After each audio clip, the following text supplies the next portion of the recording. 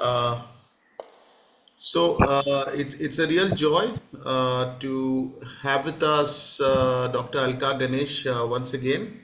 And for those of us who are new, she is the former head of Department of Medicine at CMC Vellore.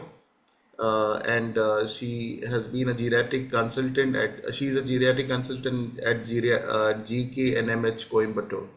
And so we are so thankful. Dr. Alka Ganesh brings with her a sea of experience, in different fields that she has worked in.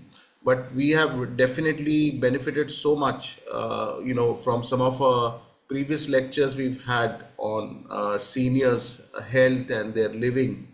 And so we will be putting the link for those in the chat, and you could be in touch with us. We would really like to get to know each of you.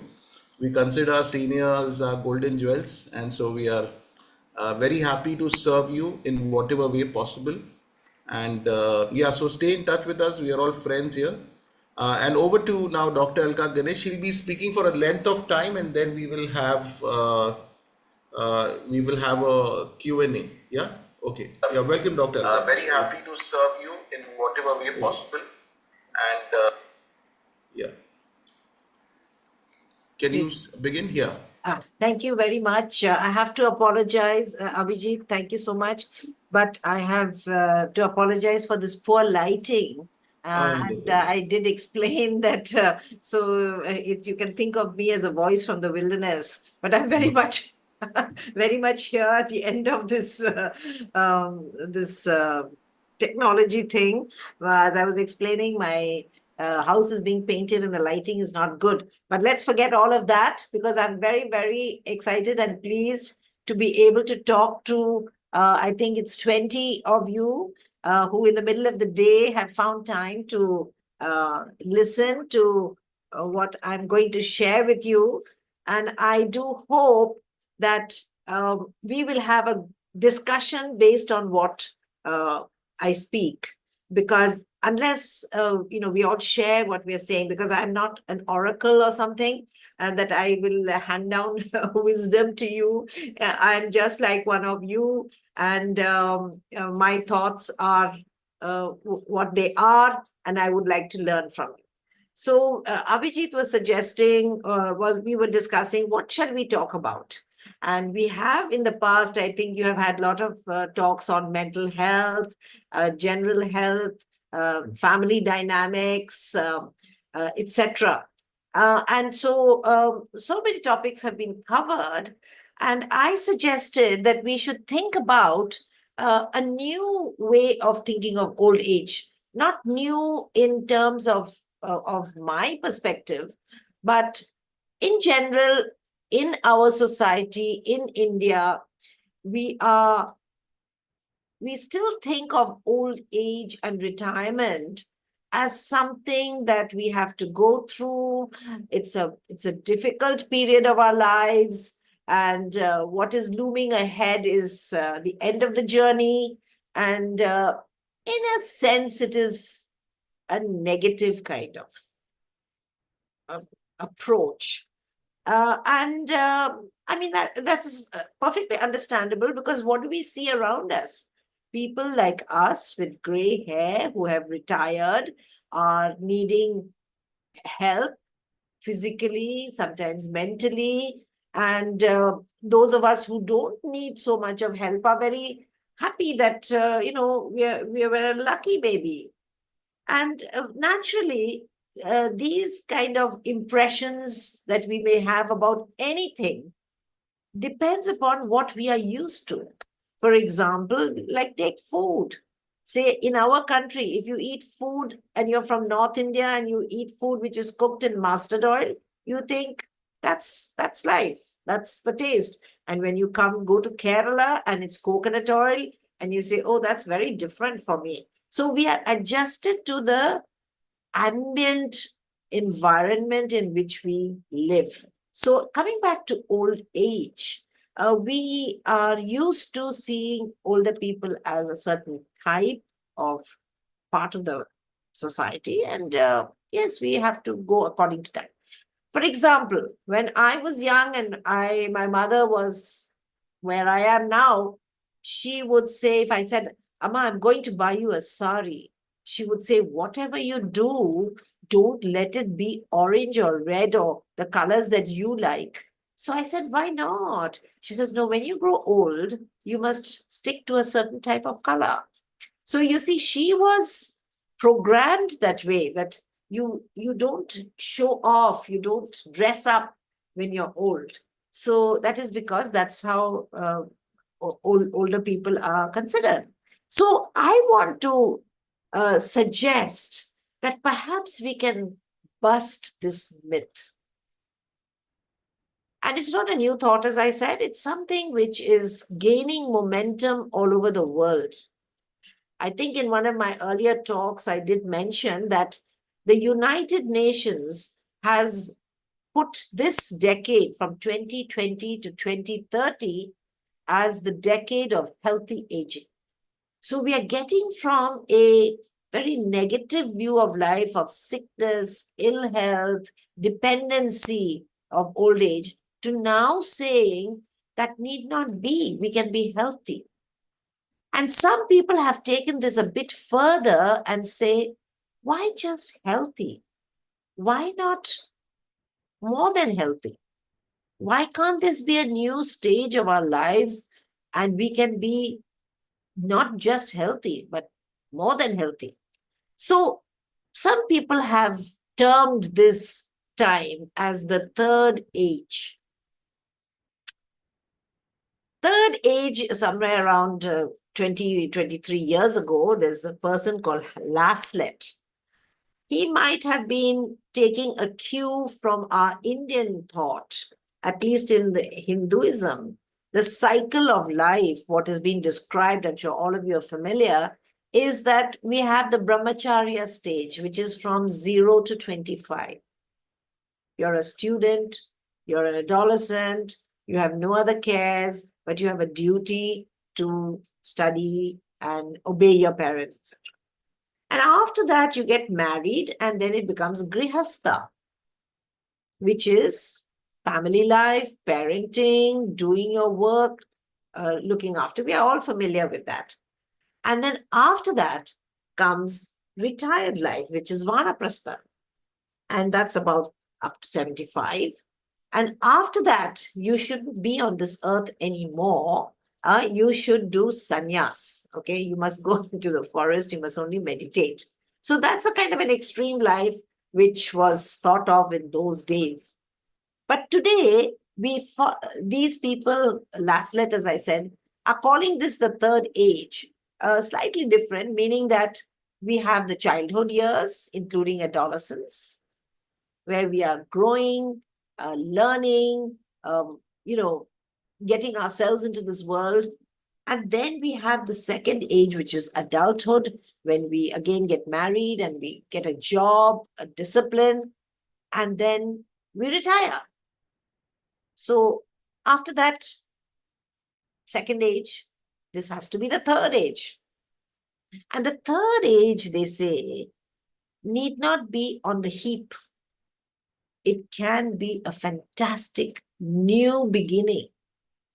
And you might think, what is this new beginning? I mean, we've already got diabetes, hypertension, we need a stick, we have to go to physiotherapy. So what is so great about just giving it a number or a third age? So in consonance with the United Nations decade of healthy aging, people are realizing, at least in the Western world, that at the age of 60 or 65, older people are now very healthy. They begin to get sick only by about 75. So there's a good 10 to 15 years in your retirement when people may have enough money. They do not have the cares of children who are already left the house. They know that now I cannot achieve, even if somebody was a hotshot, upwardly mobile professional, that he's going to win the Nobel Prize scientist. Now, no more. If somebody was aspiring to become the CEO of the company and didn't, he said, I don't have any aspirations, any ambitions. So I'm free of the stress of having to achieve something. But I have enough money. I have enough physical strength. My mind is okay. Why not a new life? So you see now in the Western world, and now very much increasingly from India also, people in the age of 60 to 70 are traveling. This is the fastest growing age group.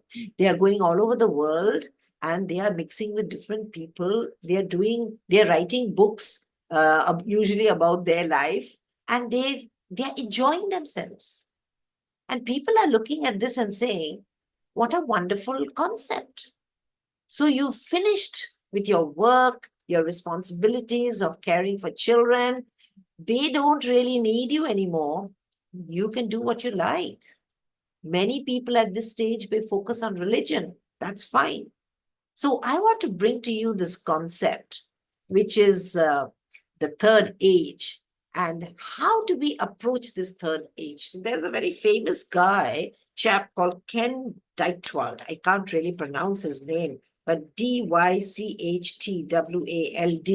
And he seems to be talking a lot about this. So later on, you could look at YouTube videos of this gentleman. I'll put it in the chat box later and see in greater detail with what passion he talks about it. And it could give ideas to us as to not completely, we may not be able to follow everything that he says, but at least try for that. So they say you need to have at least 7 things right with you, or you can aspire for it, or you can program that into your life, which will help you to really have a good time. When I say good time, I don't mean, painting the town red, but really good enjoyment of life rather than think, oh, same old thing every day, same old thing, nothing to do, tired. Instead of that, life is anew. So, what are the things? The most important thing is we must keep our self esteem. Remember, at about 60, when you retire, or 58, I think, in government service, there is a sudden change. Most of us at the peak of our careers, we were considered wise by everybody younger than us. They looked up to us for our experiences. And then suddenly we find one fine morning that somebody else is occupying our seat and we are on the heap, so to speak. And nobody cares whether you turn up at the office or not. Before this, they would ring you if you were even 5 minutes late. Now, life goes on, your department goes on, they may miss you a little bit. But that is lack of that is your self-esteem goes away at retirement, particularly for men. Because whereas for women, of course, they never retire. Women, whether they were working or they were homemakers, they always had a job to do and they will continue to have a job to do. And it's not so, that self-esteem problem is not so much for women, but it could be for some women who were very hotshot people in their business or their profession. But certainly for men, self-esteem comes down. So how do you maintain your self-esteem? That is something we need to think about. First of all, self-esteem is something certainly has to come from within you. What do you think about yourself?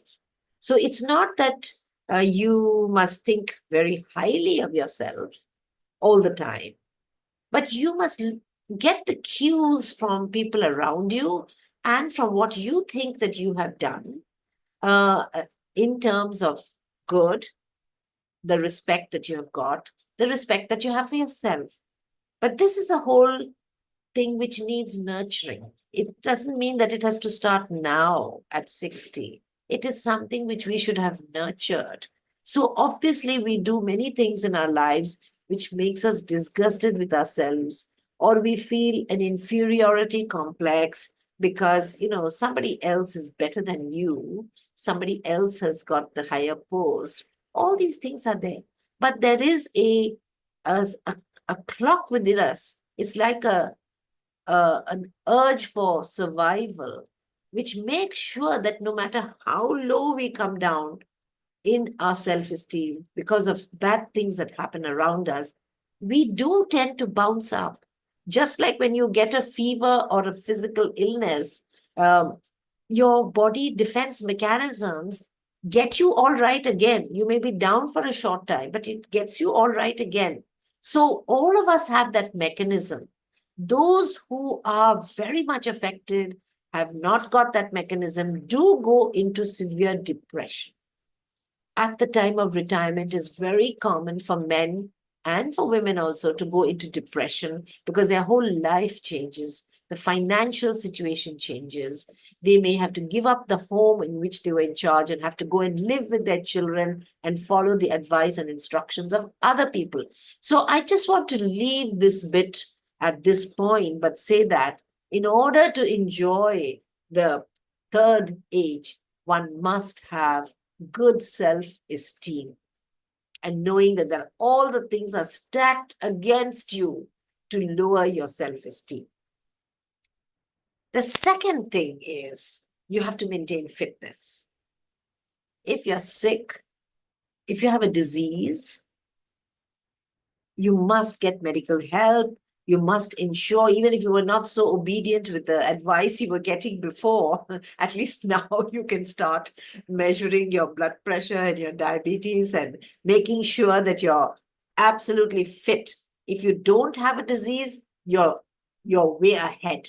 And you must make sure that you prevent those diseases by early screening itself. I'm not saying go and get your CAT scan and MRI and everything done just because you're entering the third age. But do a reasonable medical checkup and make sure that the doctor certifies you as well. And that's your physical fitness. But what about your mental fitness? That also must be fit. And of course, healthy aging ensures not only freedom from disease, but you have to promote your health. How do you do that? Everybody knows, we talk about it so much. Good nutrition, enough physical exercise, which has to be done. So even if you didn't go for your, now WHO says 150 minutes of exercise per week. So if those of us who are not doing it, please make sure 30 minutes, at least 5 days a week, gives you 150 minutes. That's the minimum. So if you're doing 200, 250, well and good. Please don't bring it down. So physical exercise, nutrition. Now we've had talks on nutrition. I'm sure you've had talks on nutrition. Slightly different from what younger people need. We need more protein. We need more vitamin D, B12, sunlight, so many things, calcium for older people. So that is something which everybody must look for. Physical fitness, mental fitness. So we finished two: self-esteem, fitness. And what's the third thing?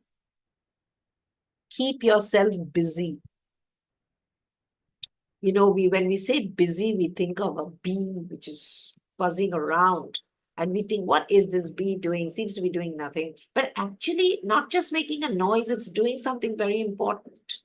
So what about us? Can we be whizzing around like a bee? Certainly not. But when we are busy, we can be mentally busy.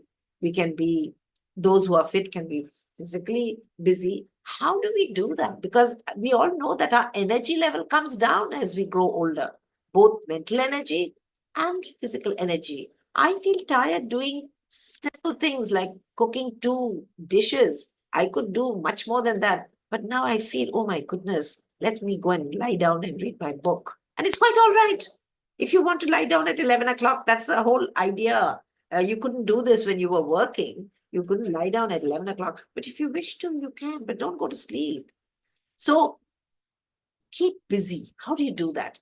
I have found it very helpful for those who, my patients who say, what do I do? I have my breakfast and I have nothing to do. So I go to do some puja. How long can I do puja? So I go and lie down. Or I watch TV. Now that's the worst thing you can do. Lie down, yes, for a power nap, but watching TV is the worst thing you can do because it's a passive thing. I'm not saying the whole of TV is bad. All I'm saying is don't watch TV because you have nothing else to do. So what do we do? My mantra is have a schedule. So I tell all the younger people for their parents when they come, put a structure. help them to structure the day. And it can be individual. No doctor can tell you. You know your parents. And for those of us who are okay, we are in the third age, we can structure ourselves, our day. So it could be anything that you like to do. In the morning hours, do you like to pray? Or do you like to do your gardening when the sun is out? And you don't want to do gardening every day, don't do it. On Mondays, I'm doing gardening. And on Tuesdays, I'm going to talk on the phone to my daughter because it's convenient for her. Or on another day, I'm going to do something else. I'm going to do my embroidery. This is for women, and so and so forth. So keep yourself paced according to your ability, at least till lunchtime. Morning is the time when you should be the freshest, you should be active, about, have lunch. And then some people say, don't nap after lunch, you will not sleep. But you can have a power nap if you're tired. But don't sleep 3 hours and get up groggy and wonder what is left. Because definitely you're not going to get sleep at night. So like that. And then in the evening, either you've done your walk in the morning. If you've not, you can do it in the evening. And that's the time you can go and visit friends. So structure the day. And each one of us will have our own likes and dislikes. And we will do. So that's very important that you're not sitting and becoming a couch potato. That is the worst thing. Watch your television. For me, I like to watch Netflix. I have to admit it. I do like to watch Netflix. My husband is still working. 7 to 8, we watch our favorite serials, programs. Somebody says, do this panchayat or something else, some serial. We watch it, enjoy it, and then it's time for dinner, you see. And once you have your dinner, then it's time for sleep. So your day is structured. So we've done 3 things. We've kept busy, we've kept our self-esteem, and we've maintained our physical fitness. The 4th thing, which I already talked about a little bit, is do not isolate yourself. Now, I'm aware that some people are living alone. Their spouse may have passed away, or they were single to start with. Some people are probably in a very busy environment with their children and all that. But even if you are in a household of 5 or 6 people, stay connected with people outside your place. Stay connected. And connectedness is very important for social well-being. It is also very helpful for people who have low self-esteem, who have a carer who is sadly abusing them, not shouting at them every day, verbal abuse. If you stay connected with your peers or your relatives outside the house, it's very difficult to get abused and put up with it. Because sometime you're going to tell this to somebody else and they're going to give you good advice or help you out. So share other people's ideas. Let them learn from you. What are all the things you're doing? And maybe it's not just on the phone. You're going to be visiting them. For example, in our group, we have a bridge group, 4 or 5 of us. 2 of us didn't know how to play bridge, but we always wanted to learn. And we said, now in our old, but we had no time. And we said, in our old age, can we learn? I mean, it's a cerebral game. And they said, come, let's try. So we took longer to learn, but now every Thursday or once in a week, 5 of us meet and we play bridge. So you need only 4. One or the other person's absent. So like that, have an activity with different people or the same people. Could be a book club once in a month. It could be a singing session. It could be a needlecraft, whatever. But enjoy yourself in the physical company of others, if not possible, at least the telephone. So stay connected. So 5th item is to always make sure that your mental barometer, we did talk about mental fitness, but your mental barometer is always on the happiness side. Now, that's a big ask. How can we always be happy? Actually, some of the things that we have just talked about, being connected with other people, in some way, their happiness reflects onto you. Also, their sadness will reflect onto you. But sometimes, when they have got a very bad problem and you are trying to help them, you won't believe it. You feel much better yourself when you share somebody's problem and you try to help them genuinely. So, try to be happy. I'm putting this out to you. Each one of us has to see how we can achieve that happiness. And when we say happiness, we don't mean a trivial sort of happiness. And one of the things that, it's a deeper happiness. One of the things that people have talked about, uh, we may not think of it as happiness, but it could amount to that, is the word mindfulness. So several years ago, somebody said, have you heard about mindfulness? And I said, not really. What is it? And they explained to me and said, focusing your attention. So often we drink a cup of coffee, we scan the newspaper, we are only half there. It's a daily activity. It's a routine work. We are only halfway there. What these people who do mindfulness, they say is, your cup of coffee, enjoy the aroma as though it's the first cup of coffee you've ever had. If you're doing something like, even something simple like tidying up your house, don't just say, oh, in a sense of irritation, I just have to do this. No, I'm enjoying doing this. I'm enjoying making my place clean. Or you could say, oh, I wish I could enjoy that, but I hate it. Well, it is something you have to focus your attention to enjoy the daily things that are there. Sometimes you may see a scenery outside your window, which you have seen every day, and you might never have noticed that a bird was singing. Nowadays, we have very few birds, apparently because of the cell phones and all the electromagnetic waves. The sparrows in urban areas have disappeared, apparently. I still have birds around me, though I'm living in an apartment building. And suddenly I say to myself, oh my God, was this bird always there? How come I didn't notice it? And so you focus on that. So these are all aspects of mindfulness, which is in a way not quite meditation, but similar things. Mindfulness is sort of more of a Buddhist philosophy.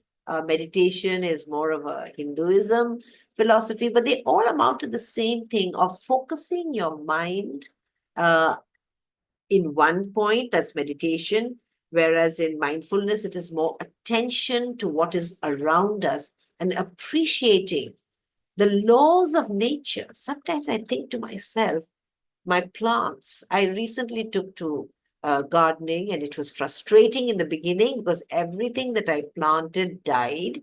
All the plants that I bought or were gifted to me, they also died. And I said, oh my God, my self-esteem is very low. Even my plants don't like me. But then I realized it was nothing personal. They weren't angry with me. It's just that I didn't know enough about sunlight, watering, too much care, too little care, and you study it and you see. And then you begin to see that your plants are growing. There's a new leaf which was not there yesterday. And why is this plant leaning this way? So you're mindful towards things. People may say, oh, this is all trivial. No, it's not. You're looking at nature and you're seeing, how did this wonderful thing happen? Without my care, this plant grew new leaves suddenly when it was silent for so long. What happened? So you see, this being happy is to externalize your mind into things around you. Meditation is to focus your mind onto one thing. So this brings happiness. It brings joy. Okay. And you can do that without anybody else around you. I'd like to learn from many of you. If you have practiced this, does it help you, or do you have some other way of doing it when we come to the question and answer session? And then we're coming to the end of our 7 things. We're in the 6th one, if you don't remember. Is what this person, Deichwald, has said is fighting for our rights. So what it says is, don't just accept everything that's thrown on you as an older person and try to do things yourself. get together people and say, why are things like this? Why are things not quite right for older people?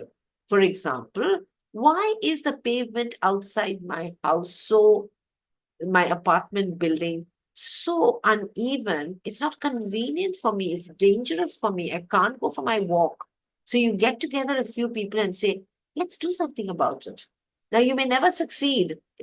I've been trying to put slabs on top of an open drain outside our apartment building for 2 years. And short of giving my own money, which I don't want to do, but I even threatened some people, I'm going to put all my money in myself. And they say, don't do that.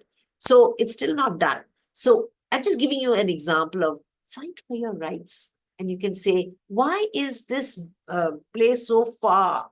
I really can't walk there. Can we get a bus route for seniors who want to go to the church or the temple or the shopping place? Or can somebody pool, car drive, fight for your rights? See to it that you can participate in life as it's going around, and it's not convenient for you. Fight for it. So that's what they say is fighting for rights. And then, of course, we come to the end, and I'm going to stop here, and that is planning for the fourth age. So these 6 things were for the third age. And what is the fourth age? The fourth age is when we are around, a healthy person is around 80, 85, and we are going to now, passing on is imminent. Have you thought, I'm not saying that you have to do it in this sequence, but these are the things you have to do to enjoy third age. Have you written your will? Have you prepared how when you're really ill, what are the financial implications? Who's going to look after you? Are you going to be a burden on people? Or have you made arrangements already? So I'm not saying that you have to do 1, 2, 3, 4, and then the last thing is this. This is one of the things that you do, 7 things that you do. So that when you have the confidence that you have finances according to your means, earmarked for this, when I really need care if I'm bedbound, do I have the facilities or how can I do it? Do I book myself into an old age place? All those things are things that we have to prepare before we can really feel that we are masters of ourselves so that we can enjoy the third age. And friends, with that, I'm really going to come to the end of my talk. And what I really want is that for all of us to share our views on not only what I've spoken about, but things that you might have, things which I haven't spoken about, but which you find helpful to enjoy. Thank you very much for your patient listening. Yeah, thank you, Dr. Alka, for a really, really brilliant, wonderful session. I wish all the seniors of the world would have been here today on this talk. It is so good, so encouraging. I'm going to share it with my mom for sure. I want to, we'll be now just breaking this live stream, and we'll have a separate live stream for Q&A. Yeah, so this